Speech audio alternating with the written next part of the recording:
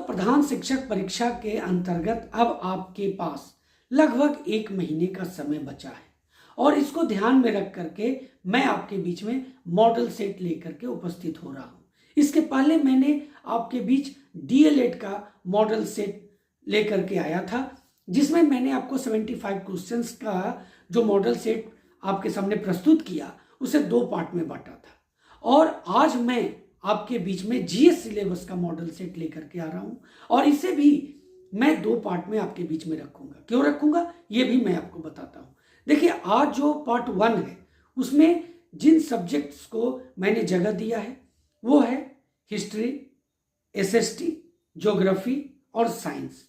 कुल मिलाकर के ये जो 4 सब्जेक्ट हैं जीएस सिलेबस के अंतर्गत, इसका जो क्वेश्चंस आपसे पूछे जाएंगे न्यू सिलेबस के आधार पर, ये मैं आज आपको बताऊंगा। नेक्स्ट पार्ट में दोस्तों 10 क्वेश्चंस आपके करंट अफेयर्स के और 20 क्वेश्चंस मैथमेटिक्स का मैं लेकर के आऊंगा। दोस्तों, ऐसा इसलिए मैंने किया क्योंकि जब आपको मैं मैथमेटिक्स का क्वेश्चन बताऊंगा तो सॉल्यूशन के साथ बताऊंगा, इसलिए उसमें ज़्यादा समय लगेगा, इसलिए इसे 2 पार्ट में बांटना जरूरी था। तो पार्ट 1 आज मैं आपके बीच में जीएस सिलेबस का मॉडल सेट लेकर के उपस्थित हूँ और इसके एक एक क्वेश्चन जो मैंने बनाया है दोस्तों, जो मैं आपके सामने प्रस्तुत करने वाला हूँ, वो सभी आपके एग्जामिनेशन को ध्यान में रख करके बनाया हूँ कि इस तरह के प्रश्न अगर पूछे जाएंगे अगर आपके एग्जामिनेशन में, तो आपको उसका आंसर देने में किसी भी तरह की कठिनाई नहीं होगी। तो चलिए इस वीडियो की शुरुआत करते हैं और एक एक प्रश्न को ध्यान से देखते हैं। दोस्तों, आगे बढ़ने से पहले अगर आप चैनल पर नए हैं या अभी तक चैनल को सब्सक्राइब नहीं किया है तो चैनल को सब्सक्राइब कर ले, बेल आइकन को जरूर प्रेस करें ताकि आने वाले वीडियो का नोटिफिकेशन सबसे पहले आपको मिल सके। लोग हिस्ट्री के प्रश्न देखेंगे और उसमें जो नंबर 1 क्वेश्चन है वो है मंगल पांडे, जिसने अकेले 1857 ईस्वी में विद्रोह का सूत्रपात किया, संबंधित था। ऑप्शन देख लीजिए, 34वीं नेटिव इन्फेंट्री से, 22वीं नेटिव इन्फेंट्री से, 19वीं नेटिव इन्फेंट्री से या 38वीं नेटिव इन्फेंट्री से। दोस्तों, इसमें जो सही जवाब होगा वो ऑप्शन नंबर ए होगा, 34वीं नेटिव इन्फेंट्री से मंगल पांडे, जिसने अकेले 1857 ईस्वी में विद्रोह का सूत्रपात किया था, संबंधित थे। नंबर 2 है कि 1857 के विद्रोह के बारे में निम्नलिखित में से कौन सा कथन सही है। ऑप्शन एक एक करके देख लीजिए। विद्रोह के समय लॉर्ड डलहौजी भारत के गवर्नर जनरल थे। विद्रोह का तात्कालिक कारण पाश्चात्य शिक्षा पद्धतियों को लागू करना था। विद्रोह 1757 के बाद के औपनिवेशिक शासन के चरित्र और नीतियों का परिणाम था। वहीं ऑप्शन डी है कि इसमें केवल ब्रिटिश भारतीय सेना के सिपाही शामिल थे। तो देखिए, option A, option B, option D, ये तीनों गलत है। जो सही जवाब है वो ऑप्शन नंबर सी, 1757 में जो पलासी का युद्ध हुआ था और उसके बाद जो अंग्रेजों का वर्चस्व बढ़ा था भारत में, उसके बाद के जो औपनिवेशिक शासन हुए दोस्तों, उसके चरित्र और नीतियों का परिणाम था 1857 का विद्रोह। नंबर 3 है कि वर्नाकुलर प्रेस एक्ट किसके शासनकाल में पारित किया गया, यानी गवर्नर जनरल कौन थे? Lord Lytton, lord Curzon, lord Clive या लॉर्ड बेबल। दोस्तों, इसका जो सही जवाब है ऑप्शन नंबर ए होगा, लॉर्ड लिटन। देखिए, वर्नाकुलर प्रेस एक्ट है, ये 1878 ईस्वी में आया था और उस समय भारत का गवर्नर जनरल कहें या वायसराय कहें, ये ऑप्शन नंबर ए होगा। वो कौन थे? वो लॉर्ड लिटन थे। नंबर 4 है कि इल्वर्ट विधेयक किस वायसराय के काल में पेश किया गया था? Lord Canning, lord Ripon, lord Lytton या लॉर्ड कर्जन। तो इसका सही जवाब होगा option number C, lord Lytton. देखिए, इल्वर्ट विधेयक जो है वो 9 फरवरी 1883 में पेश किया गया था और उस समय जो वायसराय थे वो कौन थे? लॉर्ड लिटन थे। ऑप्शन नंबर सी इसका सही जवाब होगा। 5 है कि किसने कहा कि साइमन कमीशन की रिपोर्ट को बकवास के ढेर पर फेंक दिया जाना चाहिए?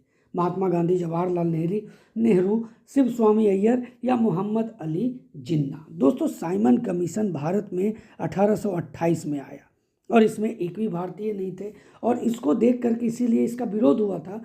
तो ऐसी बात किसने कही? ये जो सही जवाब है वो है ऑप्शन नंबर सी, शिव स्वामी अय्यर ने ऐसी बातें कही थी कि साइमन कमीशन के रिपोर्ट को बकवास के ढेर पर फेंक दिया जाना चाहिए। नंबर 6 है कि प्रथम विश्व युद्ध के दौरान भारत में कौन सा आंदोलन लोकप्रिय हुआ। प्रथम विश्व युद्ध 1914 से 18 तक चला। अब ये जो है दोस्तों, इसमें कौन सा आंदोलन भारत में लोकप्रिय हुआ? भारत छोड़ो आंदोलन, स्वराज पार्टी आंदोलन, होम रूल आंदोलन या स्वदेशी और बहिष्कार आंदोलन। देखिए, स्वदेशी और बहिष्कार आंदोलन 1905, भारत छोड़ो आंदोलन ये 1942, स्वराज पार्टी आंदोलन 1923। तब ये तो इसके बीच में नहीं आता है, तो कौन है? Option number C, home rule आंदोलन, जो 1916 में भारत में ये आंदोलन लोकप्रिय हुआ था। 7 है कि निम्न में से किसे क्रांतिकारी विचारों के जनक के रूप में जाना जाता है? भगत सिंह, चंद्रशेखर आजाद, बिपिन चंद्र पाल या बाल गंगाधर तिलक। तो इसका सही जवाब होगा ऑप्शन नंबर सी, बिपिन चंद्र पाल। एक बहुत ही इम्पॉर्टेंट है कि लंदन इंडियन सोसाइटी और ईस्ट इंडिया एसोसिएशन की स्थापना निम्नलिखित व्यक्तियों में से किसके द्वारा की गई है? दादा भाई नौरोजी, गोपाल कृष्ण गोखले, लाला लाजपत राय या राजा राम मोहन राय। तो इसका सही जवाब होगा ऑप्शन नंबर ए, दादा भाई नौरोजी। नंबर 9 है, किसने कहा भारतीय उद्योग विकास का एक पर्याय है? जवाहरलाल नेहरू, सरदार वल्लभ भाई पटेल, महालनोबिस या डॉक्टर भीमराव अंबेडकर। तो इसका सही जवाब होगा option number A, Jawaharlal Nehru. Question मैं आपके बीच में रख रहा हूँ वो सभी आपके एग्जामिनेशन को ध्यान में रख करके इस तरह के प्रश्न आपके बीच में रख रहा हूँ कि अगर इस तरह के प्रश्न आपसे पूछ दिया जाएगा, आगे भी मैं मॉडल सेट आपके लिए लेकर के आऊँगा, लेकिन अभी जो इस तरह का मैं क्वेश्चन आपके बीच में रखूँगा, जो अगर पूछ दे, देखिए सिंपल क्वेश्चन आप डेफिनेटली आपको कंप्लीट होगा, आप उसको जानते होंगे, लेकिन इस तरह का क्वेश्चन जो इसके अंडर में आता है दोस्तों, अगर आपसे क्वेश्चन भारतीय राष्ट्रीय आंदोलन से प्रश्न पूछे जा रहे हैं तो इस तरह के प्रश्न जरूर पूछे जाएंगे। तो क्वेश्चन नंबर 10 है कि भारत छोड़ो का नारा किसने गढ़ा था? महात्मा गांधी, पंडित जवाहरलाल नेहरू, यूसुफ मेहर अली या अरुणा आसफ अली। तो इसका सही जवाब होगा ऑप्शन नंबर सी, यूसुफ मेहर अली। क्वेश्चन नंबर 11 है, अब आ जाते हैं ज्योग्राफी के तरफ। देखिए, दक्षिण से उत्तर तक के समुद्री बंदरगाहों का क्रम क्या है? कोचिन, ऑप्शन ए देख लीजिए, कोचिन, तिरुवनंतपुरम, कालीकट, मंगलौर। ऑप्शन बी है कालीकट, तिरुवनंतपुरम, कोचिन या मंगलौर। ऑप्शन सी है तिरुवनंतपुरम, कोचिन, कालीकट, मंगलौर या तिरुवनंतपुरम, कालीकट, मंगलौर या मंगलौर और उसके बाद कोचिन। तो दक्षिण से उत्तर की ओर बढ़ रहे हैं, तो इसका जो सही जवाब होगा ऑप्शन नंबर सी होगा, तिरुवनंतपुरम, उसके बाद कोचिन, उसके बाद कालीकट और अंत में मंगलौर। यानी कहाँ से हम लोग बढ़े हैं? दक्षिण से उत्तर की ओर। बंदरगाहों का जो क्रम है उसके आधार पर ये आंसर होगा ऑप्शन नंबर सी। 12 है कि शरावती जल विद्युत परियोजना कहाँ है? आंध्र प्रदेश, कर्नाटक, तमिलनाडु, मध्य प्रदेश। तो इसका सही जवाब होगा ऑप्शन नंबर बी, कर्नाटक। देखिए, भारत का जोग और गरसोप्पा जलप्रपात है वो यहीं है, शरावती जल विद्युत परियोजना पर ही, यानी कर्नाटक में ही है। नंबर 13 की ओर बढ़ते हैं, उसके पहले मैं आपको बता दूं, अगर आपने डीएलएड सिलेबस का मॉडल सेट नहीं देखा है तो उसका लिंक डिस्क्रिप्शन बॉक्स में दिया गया है, जहां से आप जाकर के उस वीडियो को, दोनों पार्ट को देख सकते हैं। अब क्वेश्चन नंबर 13 है कि कौन सा प्रदेश म्यांमार के साथ सीमा साझा नहीं करता? असम, अरुणाचल प्रदेश, नागालैंड और मणिपुर, इनमें से कौन सा है?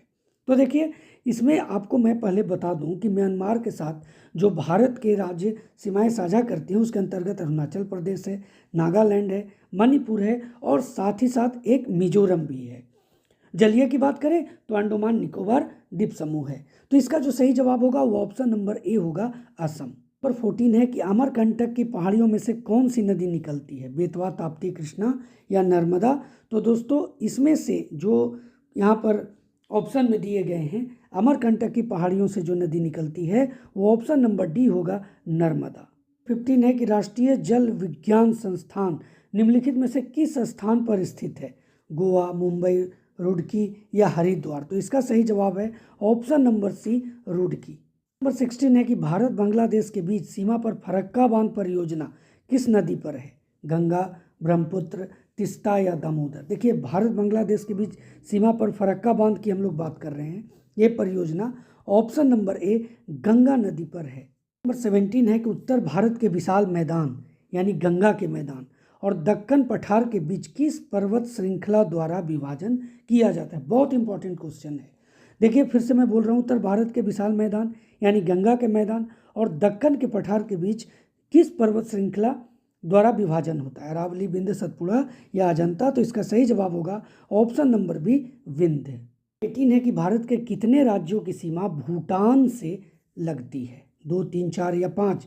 तो इसका सही जवाब है दोस्तों ऑप्शन नंबर सी, 4। देखिए 699 किलोमीटर की सीमा भारत और भूटान के बीच साझा होती है और इसके साथ जो ये 4 राज्य मिलते हैं, ऑप्शन नंबर सी इसका सही जवाब है। देखिए उसमें कौन कौन है? तो उसमें एक है असम, उसके बाद दूसरा है अरुणाचल प्रदेश है। उसके बाद दोस्तों तीसरा नंबर जो है वो है पश्चिम बंगाल और नंबर 4 है वो है सिक्किम। ये 4 जो राज्य हैं ये भूटान के साथ अपनी सीमा साझा करते हैं। 19 है कि केटू चोटी किस पर्वत श्रृंखला में स्थित है? केंद्रीय हिमाचल, ट्रांस हिमालय, काराकोरम श्रेणी या कुमाऊं हिमालय? तो इसका सही जवाब होगा ऑप्शन नंबर सी, काराकोरम श्रेणी। देखिए केटू जो चोटी है वो पाक अधिकृत कश्मीर के गिलगित बाल्टिस्तान क्षेत्र में स्थित है। 20 है कि निम्नलिखित में से दक्कन पठार का सबसे बड़ा जल प्रवाह सिस्टम है? दक्कन पठार का क्वेश्चन ध्यान से देखिएगा, गोदावरी, कावेरी, कृष्णा या पेरियार? तो इसका सही जवाब होगा ऑप्शन नंबर ए, गोदावरी। देखिए गोदावरी की जो कुल लंबाई है वो 1465 किलोमीटर है। ये भारत की दूसरी सबसे बड़ी लंबी नदी है। महाराष्ट्र के नासिक में त्र्यंबकेश्वर से ये निकलती है। 21 है कि संसद की किन 2 समितियों को जुड़वा बहन समितियां कहा गया है? लोकलेखा समिति और प्राक्कलन समिति, लोकलेखा समिति और सार्वजनिक उपक्रमों की समिति, विधि समिति और प्रायोजित विधान की समिति, विशेषाधिकार समिति और याचिका समिति? तो इसका सही जवाब ऑप्शन नंबर ए होगा, लोकलेखा समिति और प्राक्कलन समिति को ये जुड़वा बहन समितियों के रूप में जाना जाता है। 22 है कि भारत के राष्ट्रपति के महाभियोग की प्रक्रिया कैसी प्रक्रिया है? न्यायिक प्रक्रिया, अर्ध न्यायिक प्रक्रिया, विधायी प्रक्रिया या कार्यकारी प्रक्रिया? देखिए इसमें क्या होता है, जब राष्ट्रपति के ऊपर महाभियोग की बात होती है तो पहले तो दोनों सदनों का 2/3 का एक विशेष बहुमत चाहिए, उसके बाद एक तीसरे पक्ष के द्वारा इसकी जांच होती है। तो ये जो सही जवाब होगा ऑप्शन नंबर बी होगा, अर्ध न्यायिक प्रक्रिया। नंबर 23 है कि 1948 में भारतीय परमाणु ऊर्जा आयोग AEC की स्थापना किसने की? PK अयंगर, MR श्रीनिवासन, विक्रम साराभाई या होमी भाभा? तो इसका सही जवाब होगा option number D, Homi Bhabha के द्वारा 1948 में भारतीय परमाणु ऊर्जा आयोग की स्थापना की गई थी। नंबर 24 है कि भारत के संविधान की किस अनुसूची में राज्यों और केंद्र शासित प्रदेशों की सूची दी गई है? पहली अनुसूची, दूसरी अनुसूची, चौथी अनुसूची या छठी अनुसूची? दोस्तों इसका सही जवाब होगा ऑप्शन नंबर ए, पहली अनुसूची में ही दोस्तों भारत के सभी राज्यों और केंद्र शासित प्रदेशों की सूची दी गई है। 25 है कि भारतीय संविधान में एकल नागरिकता का प्रावधान किस संविधान से लिया गया है? अमेरिकी, ब्रिटिश, कनाडा या जर्मनी का बीमर संविधान? तो इसका जो सही जवाब है वो ऑप्शन नंबर बी होगा, ब्रिटिश संविधान से एकल नागरिकता का प्रावधान लिया गया है। 26 है कि सबसे बड़ा न्यायिक क्षेत्र किस उच्च न्यायालय का है? बॉम्बे हाईकोर्ट, गुवाहाटी उच्च न्यायालय, इलाहाबाद उच्च न्यायालय या कलकत्ता हाईकोर्ट? तो इसका सही जवाब होगा ऑप्शन नंबर बी, गुवाहाटी उच्च न्यायालय। 27 है कि भारतीय संविधान द्वारा दिए गए निम्नलिखित मौलिक अधिकारों के कारण गैर अनुदान अल्पसंख्यक संस्थानों को RTI अधिनियम के दायरे से बाहर रखा गया है? किस अनुच्छेद के तहत? देख लीजिए, अनुच्छेद 16, अनुच्छेद 19 के 1 का C, अनुच्छेद 29 या अनुच्छेद 30 का 1? तो इसका सही जवाब होगा ऑप्शन नंबर डी, अनुच्छेद 30 के का या 1 जो भी कहें, इसमें इस जो अनुच्छेद के द्वारा गैर अनुदान अल्पसंख्यक संस्थानों को RTI अधिनियम के दायरे से बाहर रखा गया है। 28 है कि भारतीय संविधान के निम्नलिखित में से किस अधिनियम के अनुसार संसद में भारत के राष्ट्रपति और दोनों सदन शामिल हैं? अनुच्छेद 79, अनुच्छेद 29, अनुच्छेद 89 या अनुच्छेद 49? तो दोस्तों इसमें आपको कंफ्यूज नहीं होना है, इसका सही जवाब होगा ऑप्शन नंबर ए, अनुच्छेद 79 में जो संसद में भारत के राष्ट्रपति और दोनों सदन शामिल है। दोस्तों वीडियो अच्छा लग रहा है तो लाइक करते हुए आगे बढ़ें। 29 है कि यूपीएससी के अध्यक्ष और अन्य सदस्यों की नियुक्ति भारतीय संविधान के किस अनुच्छेद के अंतर्गत आती है? अनुच्छेद 315, अनुच्छेद 317, अनुच्छेद 316 या अनुच्छेद 318? तो इसका सही जवाब होगा ऑप्शन नंबर सी, अनुच्छेद 316। बहुत इंपॉर्टेंट है कि राष्ट्रपति और उपराष्ट्रपति के पद रिक्त होने की स्थिति में राष्ट्रपति के रूप में कौन कार्य करता है? लोकसभा अध्यक्ष, भारत के मुख्य न्यायाधीश, भारत का महान न्यायवादी या राज्यसभा के सभापति? तो दोस्तों इसका सही जवाब होगा ऑप्शन नंबर बी, भारत के मुख्य न्यायाधीश। अगर देखिए सिर्फ राष्ट्रपति का पद रिक्त होता है तो 6 माह तक उपराष्ट्रपति उस पद को देखते हैं, लेकिन अगर ये दोनों का पद रिक्त हो जाए तो भारत के जो मुख्य न्यायाधीश होते हैं वो राष्ट्रपति के रूप में कार्य करते हैं और वो भी 6 महीने के बाद फिर से चुनाव होता है और उसके अंतर्गत 6 महीने के अंदर हो जाना चाहिए और उसके बाद फिर राष्ट्रपति और उपराष्ट्रपति का चुनाव हो सकता है, लेकिन उस बीच में भारत के मुख्य न्यायाधीश जो होंगे वो राष्ट्रपति के रूप में कार्य करेंगे। तो अब आपके बीच में साइंस से प्रश्न मैं रखने जा रहा हूँ। जैसा कि आपके नए सिलेबस में जिस तरह के जो सिलेबस प्रोवाइड किया गया है, सभी तरह के सब्जेक्ट से जितने भी क्वेश्चंस आपसे पूछे जाएंगे उसी तरह से मैंने ये मॉडल सेट बनाया है और 15 क्वेश्चंस आपको साइंस से पूछे जाएंगे और ये क्लास 8 तक के प्रश्न होंगे। तो इसके अंतर्गत मेरे मॉडल सेट में जो 31 नंबर क्वेश्चन है वो है कि मनुष्य में जीवाणु द्वारा होने वाला एक सामान्य रोग है, टाइफाइड, खसरा, मलेरिया, चिकन पॉक्स? तो इसका सही जवाब होगा ऑप्शन नंबर ए, टाइफाइड जो है वो मनुष्य में जीवाणु द्वारा उत्पन्न होने वाला एक सामान्य रोग है। नंबर 32 है कि निम्नलिखित में से किस पौधे के पत्तों के रस का उपयोग मलेरिया और डेंगू के उपचार में किया जाता है? गिलोय, सिंकोना, घृत कुमारी या सहजन? तो इसका सही जवाब होगा ऑप्शन नंबर ए, गिलोय।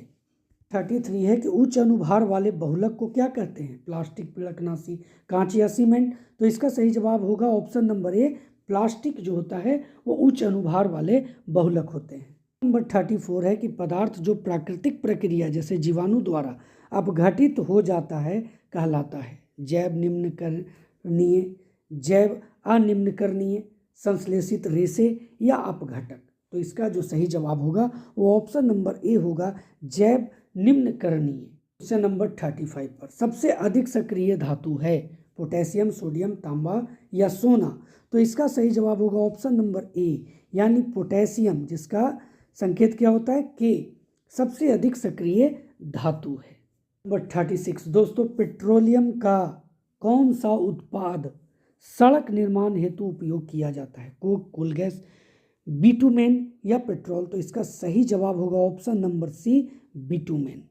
37 है कि लाल तप्त कोक पर जलवाष्प प्रवाहित करने से कार्बन मोनोऑक्साइड एवं हाइड्रोजन गैस का मिश्रण प्राप्त होता है, इसे क्या कहते हैं? कोल गैस, जल गैस, प्रोड्यूसर गैस या बायोगैस? तो इसका सही जवाब होगा ऑप्शन नंबर बी, जल गैस। 38 है कि सबसे छोटा एक कोशिकीय जीव कौन सा है?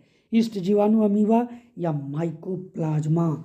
दोस्तों इसका सही जवाब होगा ऑप्शन नंबर डी, माइकोप्लाज्मा जो है सबसे छोटा एक कोशिकीय जीव है। नंबर 39, निम्न में से कौन पादप अभिरंजक है? शैवाल, सैफ्रेनिन, केंद्रक या कोशिका द्रव? तो इसका सही जवाब होगा ऑप्शन नंबर बी, सैफ्रेनिन। नंबर 40 जो है कि जो जंतु अपने जैसे शिशु को जन्म देते हैं उन्हें कहते हैं अंडप्रजक, जरायुज, शैशवज या लैंगिकज? तब इसमें जो सही जवाब होगा वो ऑप्शन नंबर बी होगा, जरायुज कहते हैं जो जंतु अपने जैसे शिशु को जन्म देते हैं उन्हें। 41 है कि निम्नांकित बलों में कौन सा संपर्कित बल है? जो संपर्क होता है, देखिए गुरुत्व बल, चुंबकीय बल, स्थिर वैद्युत बल या घर्षण बल?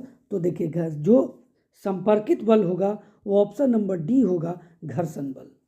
42 है कि तरल घर्षण को कम करने का सही आकृति है आयताकार, वर्गाकार, सरल रेखा या वृत्तीय? तो इसका सही जवाब ऑप्शन नंबर डी होगा, वृत्तीय है दोस्तों तरल घर्षण को कम करने की सही आकृति। 43 है कि जब चालक विलयन में विद्युत धारा प्रवाहित की जाती है तब विलयन के रंग में परिवर्तन होता है, यह संकेत करता है क्या? ऑप्शन देख लीजिए, विद्युत धारा के रासायनिक प्रभाव का, विद्युत धारा के ऊष्मीय प्रभाव का, विद्युत धारा के चुंबकीय प्रभाव का या विद्युत धारा के तड़ित प्रभाव का? तो इसका सही जवाब होगा ऑप्शन नंबर ए, विद्युत धारा के रासायनिक प्रभाव का। देखिए जो भी क्वेश्चन मैं दे रहा हूँ ना आपके बीच में साइंस से या किसी भी सब्जेक्ट से, वो पूरे जो भी सिलेबस आपके बीच में रखा गया है कि ये क्लास 10 तक पूछा जाएगा, ये क्लास 8 तक पूछा जाएगा, उसी को ध्यान में रख करके मैंने ये प्रश्न बनाए हैं दोस्तों। नंबर 44 है कि खाद्य पदार्थों को संरक्षित करने के लिए लोहे के डब्बे पर किस धातु का विद्युत लेपन किया जाता है? टिन, जिंक, एल्युमिनियम या लोहा? तो इसका सही जवाब होगा ऑप्शन नंबर ए, टिन। 45 है कि कौन सी गैस रुधिर में ऑक्सीजन वाहक क्षमता को घटा देती है? Carbon dioxide, carbon monoxide, argon या मीथेन? दोस्तों जो गैस ये है जो ऑक्सीजन वाहक क्षमता को रुधिर में घटा देती है वो है option number B, carbon monoxide.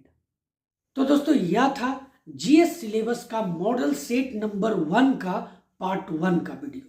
दोस्तों पार्ट 2 मैं इसके नेक्स्ट डे आपके बीच में लेकर के आऊंगा, जिसमें मैं आपको मैथमेटिक्स और करंट अफेयर्स के प्रश्नों को बताऊंगा और बहुत ही सभी महत्वपूर्ण प्रश्न होंगे। और इस तरह से जब तक आपका एग्जामिनेशन नजदीक ना आए मैं लगातार आपके बीच में मॉडल सेट लेकर के आता रहूंगा, जीएस सिलेबस का भी और डीएलएड सिलेबस का भी। दोस्तों अगले वीडियो तक जय हिंद।